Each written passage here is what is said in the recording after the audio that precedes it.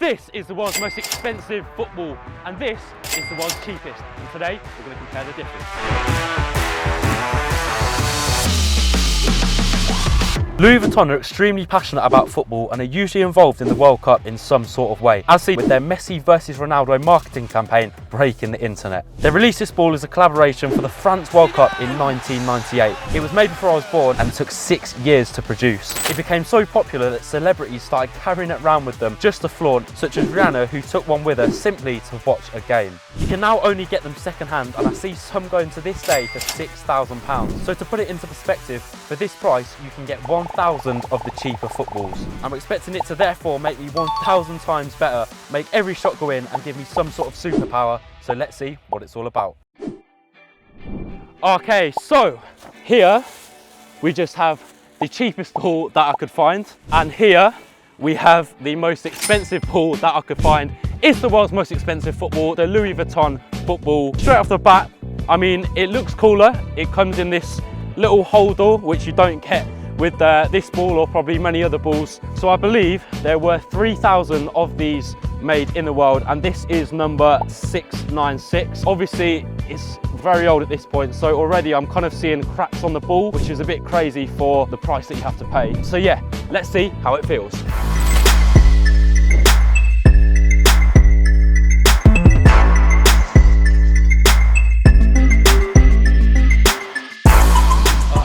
Alright, so initial thoughts, it just feels like rock solid. It feels like one of those cheap Sondico balls that you get. But anyway, let's see how it performs. Okay, so test one is shooting. So I'm going to take 10 shots with the LV ball, 10 shots with the cheaper ball, and compare the accuracy on a heat map.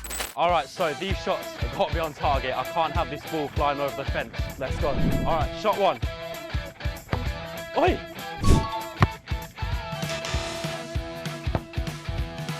Oi! It's actually hurting my foot. Oh, I just can't get like the loft on it to get it to go top corner. Oh. Like imagine heading this. Like come give me a header. I want to see how it feels. Oh. Was I just getting punched in the forehead? Like imagine that comes from a goal kick. I'd just be moving out the way of it. Oh. I need like padding underneath my boots.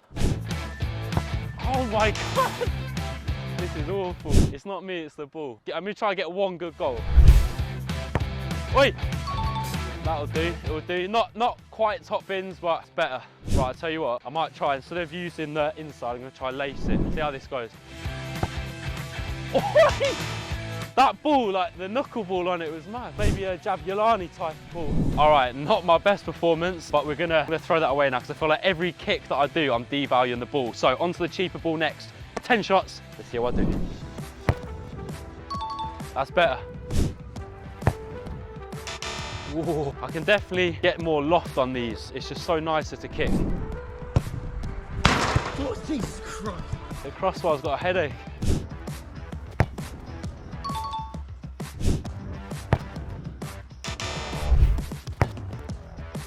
Oh, that was so nice. I just wanted that to just come down a tiny bit more. Ball's just kind of wrecked already. All the scuff marks on it. I don't know which is worse. That's got the cracks, these have got all the scuff marks. They're the ones we like. They're the ones we like. Oh. All right, so 10 shots to each ball. The cheaper ball just felt so much nicer to strike.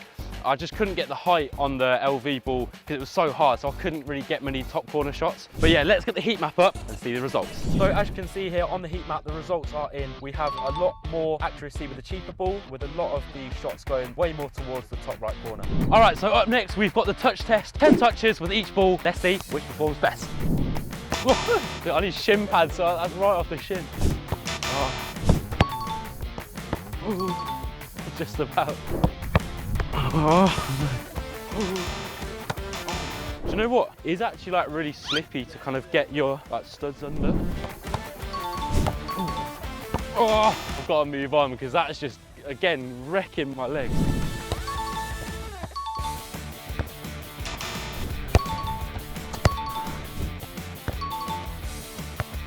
Oh.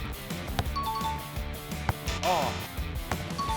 So another win for the cheaper ball. It just feels so much nicer to touch because you can kind of cushion it down. It's got that spongy feel, whereas the LV ball, it's just, again, it's so rock solid. It's kind of slapping off my foot. I know this football is 20 years old, but even back then, a lot of the footballs were still a lot more advanced and just a lot better. So with round 2 going to the cheaper ball, I wanted to quickly do a weight test and a bounce test, because I thought this was probably a big reason for why it's not performing too well.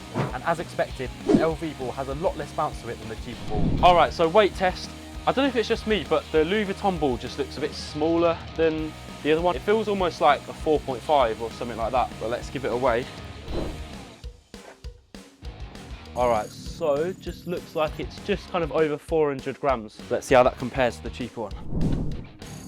Okay, so that's well under 400. So once again, the LV ball has failed, because obviously when you're looking for a football, you want it to be lighter because it feels nice when you're striking it and passing. So that makes sense with the results of the shooting. So the aim of the video now is almost to find something that the LV ball is half decent at, which I didn't expect. I don't even know how that's happened. But anyway, skills up next, let's go. So obviously, as expected by now, with it being lighter and softer, the cheaper ball is easier to do skills with, but I could still manage to do the same tricks with the LV ball, so there's a positive.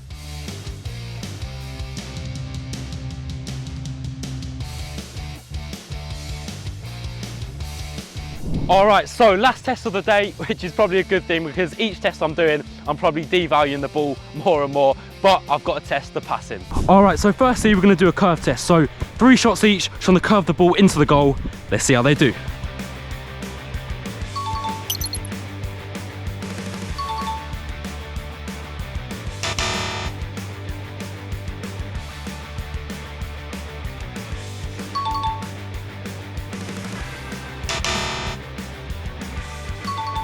So not too bad on that one. Ended up as a draw, so 2 goals for each ball. But I would say the cheaper ball still did feel nicer to kick. All right, and lastly, I'm gonna do a distance pass test to see which one I can kick further.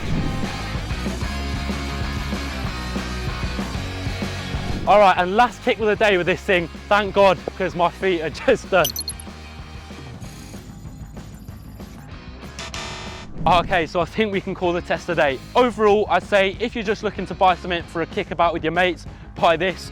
But maybe if you're a millionaire looking to buy something cool to frame in your house, buy this. I could maybe give it a point for looks. Realistically, I didn't expect this ball to give me superpowers, but I didn't expect it to be this much worse than the cheaper ball. I think it should probably be used more as a collector's item. I'm not actually sure what the value was when the ball was released, but I think it's gone up in value quite a lot. So I think I'm going to stop kicking it around now and maybe just lock it up for another 20 years. But until then, guys, I hope you enjoyed. Don't forget to like, comment and subscribe, and I'll see you next time.